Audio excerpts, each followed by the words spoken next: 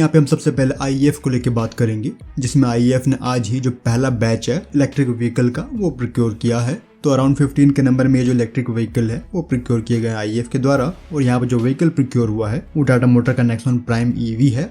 तो कहीं नहीं कि ये जो स्टेप है वो कार्बन फुटप्रिंट को कम करने के लिए लिया गया है IEF के द्वारा। हालांकि मिलिट्री डोमेन में जो इलेक्ट्रिक व्हीकल होंगे, स्पेशली कॉम्बैट में और वॉर में, उनकी यूटिलिटी पे अभी भी सवाल है। लेकिन यहाँ पे ये जो व्हीकल प्रोक्योर किए जा रहा है IEF के द्वारा, ये जनरल पर्पज के लिए इस्तेमाल किए जाएंगे।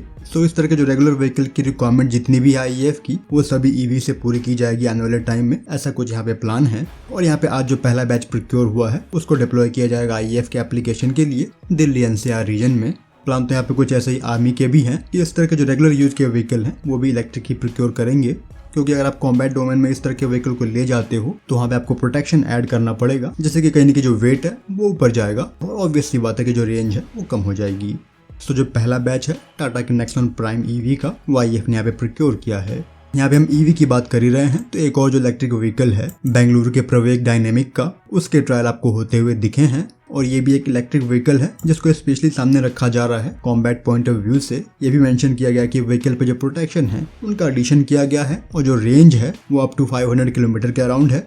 इसको स्पेशली डिजाइन किया गया है लद्दाख जैसे हाई ऑल्टी रीजन में ऑपरेट करने के लिए। कार का नाम यहाँ पे एक्सटिंक्शन मार्क 1 है और इसी का जो ट्रायल है वो आपको होते हुए दिखा है बेंगलुरु में। व्हीकल को स्पेशली इंडियन आर्मी के लिए बनाया जा रहा है। नाम इसको दिया गया एपेक्स प्रेडेटर का।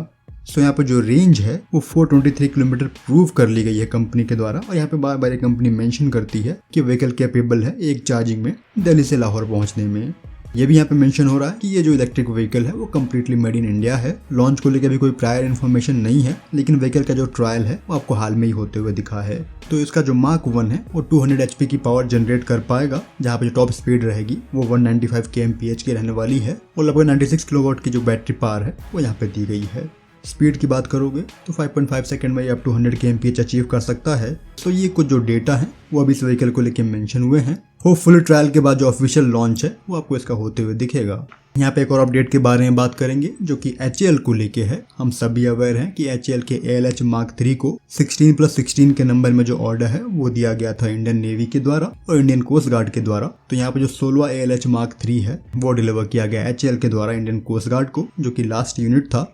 और इसी हैंडिंग ओवर सेरेमनी के टाइम पे एक जो एडिशनल फॉलोअप ऑर्डर है वो दिया गया है HAL को और उसके लिए जो लेटर ऑफ इंटेंट है वो भी हैंड ओवर कर दिया गया है। तो तकरीबन 9 के नंबर में जो एडिशनल ALH Mark 3 हैं वो सप्लाई किए जाएंगे HAL के द्वारा ICG को। और इससे पहले जो 16 डिलीवर हुए हैं उनकी मैन्युफैक्चरिंग और डिलीवरी टाइम से पहले कंडक्ट कर दी गई है। तो जो एडिशनल 9 ALH Mark 3 हैं इनको भी प्रॉब्ली अगले साल के Q1 में डिलीवर कर दिया जाएगा। सो ये एक जो पर्टिकुलर प्रोजेक्ट है HAL का ALH Mark 3 और इसकी जो डिलीवरी है वो अपने पेस पे चल रही है कोविड की बाधाओं के आने के बाद भी। फिलहाल इस वीडियो में इतना ही। जय हिंद।